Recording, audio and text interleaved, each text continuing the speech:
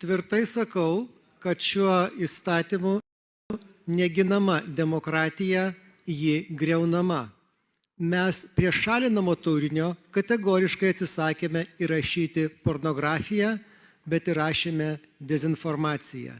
Puikiai prisimename, kai pranešėjas, gerbiamas Lauridas Šedvytis, pats čia salėje išplatino dezinformaciją apie pornografinio turinio šalinimą. Aš jums priminsiu, kas buvo vadinama dezinformacija prieš kelis metus. Gerbiama pirmininkė, gal galite paprašyti tylos? Taigi, visas turinys, kur buvo kalbama apie laboratorinę koronaviruso kilmę, buvo vadinamas dezinformacija ir šalinamas.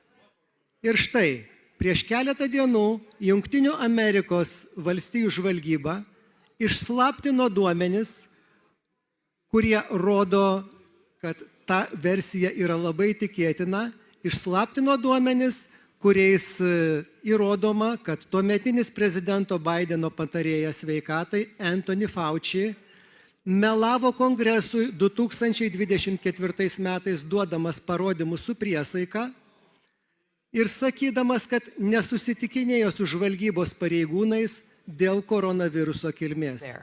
He blatantly lied to Congress under oath during his 2024 testimony to the House Select Subcommittee on the Coronavirus Pandemic, denying that he ever spoke to any intelligence agency about COVID. Daugybė susirašinėjimų elektroninių laiškų rodo, kad šitas siaubūnas Fauci darė spaudimą žvalgybos pareigūnams, kad jie jokių būdų neplatintų informacijos nepalankios daktarui Fauci. I'm releasing never-before-seen communications and documents that expose exactly how Fauci worked with politicized career leadership in the intelligence community to suppress the truth about his actions. Daktaras Fauci tą darė siekdamas asmeninių tikslų, kad nuslėptų nusikalstamą funkcijos stiprinimo tyrimų finansavimą. Laikas motyvams baigtas. Todėl pribrendome rimtiems sisteminiams pokyčiams kovoje su dezinformacija. Tai kviečiu palaikyti šį sprendimą, bet tik juo neapsiriboti. Šiandien priminėjame cenzūros įstatymą. Tiesiai šviesiai pavadinkime tai dėl to, kad po šio įstatymo priėmimo administracinės institucijos, žurnalistų etikos inspektorius ir radio ir televizijos komisija turės teisę savarankiškai, be teismo sprendimo šalinti nuomonę. Pabrėžiu dar kartą, ne faktus, kurie yra neteisingi, melagingi ir taip toliau, ir nuomonę.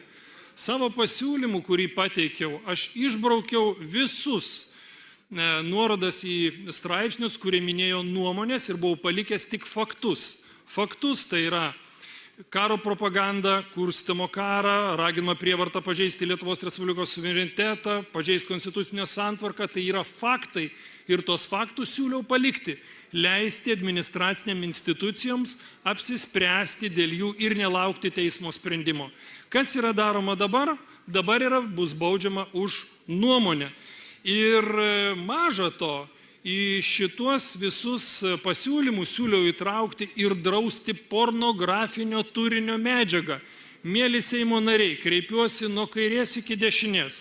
Jūs pritarėte, kad pornografinio turinio medžiagai reikės laukti teismo sprendimo, bet visom kitom, tai yra nuomoniai, neapykantos, tyčiojimui ir niekinimui, teismo sprendimo nereikės. Ir tai bus galima atlikti administracinių institucijų pagalba. Atsipeikėkim, ką darom. Ir pabrėšiu dar kartą, patiksinsiu, kad būtų aišku.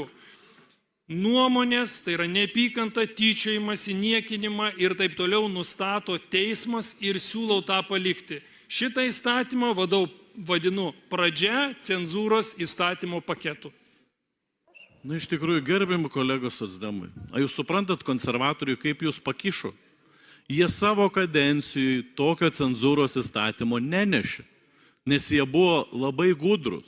Jie žinojo, koks kils tautoj pasipiktinimas, kai taps kažkoks glavlitas ar kažkoks, kaip sakant, biurokratas, kuris nuspręs Ar čia tiesa, ar netiesa, ar šalinti, ar palikti.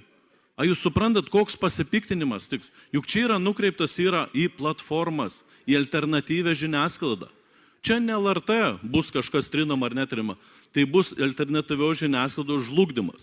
Ir jeigu jūs norit pamatyti tą tautos pasipiktinimą, kaip atsiras cenzūruotojas, gerai balsuokit.